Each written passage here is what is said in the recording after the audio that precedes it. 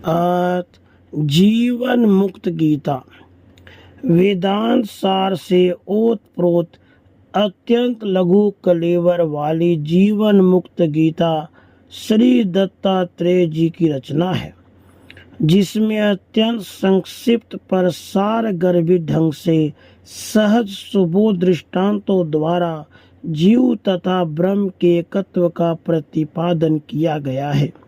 साथ ही जीवन मुक्त अवस्था को भी सम्यक रूप से परिभाषित किया गया है। तो आइए जीवन मुक्त गीता का श्रवण करते हैं।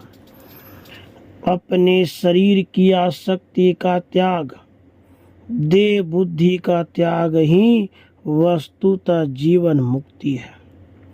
शरीर के नाश होने पर शरीर से जो मुक्ति होती है, मृत्यु होती है, वह तो कुक्कर शुक्र आदि समस्त प्राणियों को भी प्राप्ति है। शिव अर्थात परमात्मा ही सभी प्राणियों में जीव रूप से विराजमान है।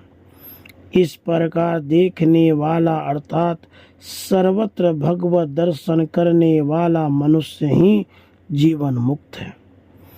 जिस प्रकार सूर्य समस्त ब्रह्मांड मंडल को प्रकाशित करता रहता है, उसी प्रकार सच्चित आनंद स्वरूप ब्रह्म समस्त प्राणियों में प्रकाशित होकर सर्वत्र व्याप्त है।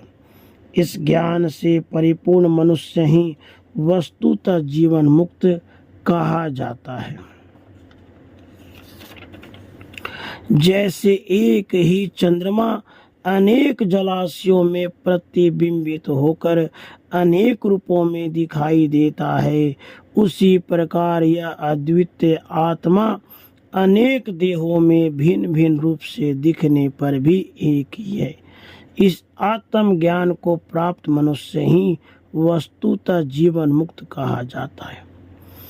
सभी प्राणियों में स्थित ब्रह्म अर्थात परमात्मा भेद और अभेद से परे है।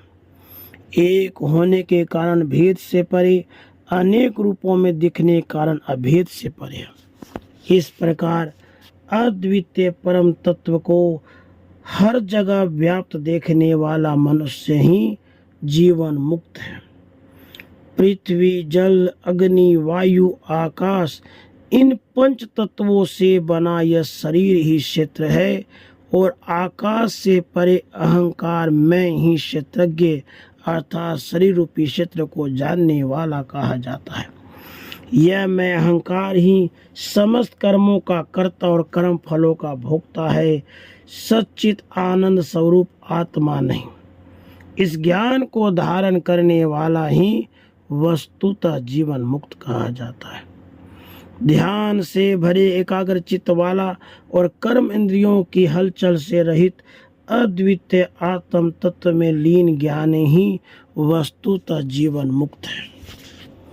जो मनुष्य शोक और मोह से रहित होकर यथा प्राप्त शरीर धर्म का पालन करता हुआ कर्म करता रहता है और शुभ अशुभ के भेद से ऊपर उठ गया है, ऐसा ज्ञान ही वस्तुतः जीवन मुक्त है। शास्त्र विहित कर्म के अतिरिक्त जो अन्य कुछ नहीं जानता, कर्म को ब्रह्म स्वरूप जानता हुआ संपादित करता रहता है, वही वस्तुतः जीवन मुक्त है।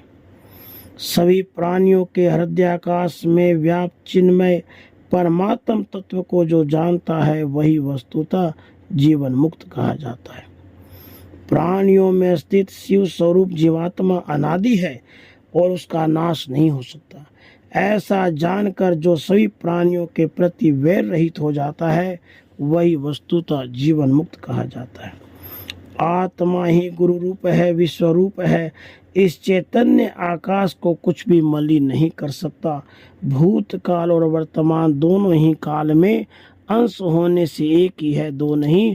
जो ऐसा जानता है, वही वस्तुतः जीवन मुक्त कहा जाता है। अंत ध्यान के द्वारा जिसे ज्ञानी जन देख पाते हैं, वह मन कहा जाता है।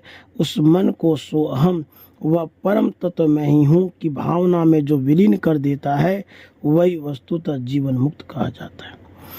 उच्च ध्यान में स्थित होकर जिस चैतन्य का दर्शन योगी जन करते हैं, वह मन कहा जाता है। उस मन को शून्य, लय तथा विलय की प्रक्रिया से जो युक्त कर देता है वही वस्तुतः जीवन मुक्त कहा जाता है। मन को ध्यान से लय करके जो नित्य अभ्यास में लगा रहता है और जिसे यह ज्ञान हो गया है कि बंधन और मोक्ष दोनों को ही सत्ता वास्तविक नहीं है, ये सब माइक है, वही वस्तुतः जीवन मुक्त कहा जाता है। स्वभाव सिद्ध गुणों से रहित होकर ऊपर उठकर जो एकांत में मग्न रहता है वह ब्रह्म ज्ञान के रस का आनंद लेने वाला ही वस्तुतः जीवन मुक्त कहा जाता है। जो साधक अपने हृदय में उस परम तत्व का सो अहम हंस रूप से ध्यान करते हैं, अपने चित्त को उससे प्रकाशित करते हैं, वे जीवन मुक्त कहे जाते हैं।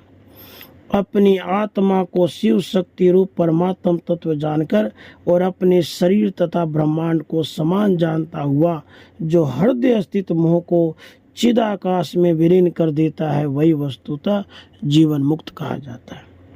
जागृत, स्वप्न, सुषुप्ति और तुरीय अवस्था में रहते हुए भी जिसका मन सदा सोहम मैं वही परमात्म तत्व हूँ के भाव में मग्न रहता है वही वस्तुतः जीवन मुक्त कहा जाता है। मैं वही निराकार ब्रह्म हूँ, इसी सोहम ज्ञान धारा में जो उसी प्रकार निरंतर स्थित रहता है जैसे पिरोई गई मणिमाला में सूत्र निरंतर विद्यमान रहता है वही वस्तुतः जीवन मुक्त कहा जाता है। विकल्प और संकल्प आत्मक मन ही मनुष्यों के भेद और ऐक्य का हेतु है। जो ऐसा जानता है और मन के पार चला जाता है वही वस्तुतः जीवन मुक्त कहा जाता है। विद्वानों ने मन को ही जान लिया है। सिद्ध सिद्धांत भी यही है कि साधना में मन की दृढ़ता से ही मोक्ष प्राप्त होता है। जिसने इस सत्य को जान लिया वही वस्तुतः जीवन मुक्त कहा जाता है। मन से अंतर्वृत्तियों का त्याग और बाह्य वृत्तियों की उपेक्षा करने वाला योगाभ्यासी श्रेष्ठ है, किंतु अंत और बाह्य दोनों वृत्तियों का मन से त्याग करने वाला ही वस्तुतः जीवन मुक्त कहा जाता है। इति श्री मद्दत्तात्रेय कृता जीवन मुक्त गीता संपूर्णा। राधे कृष्ण।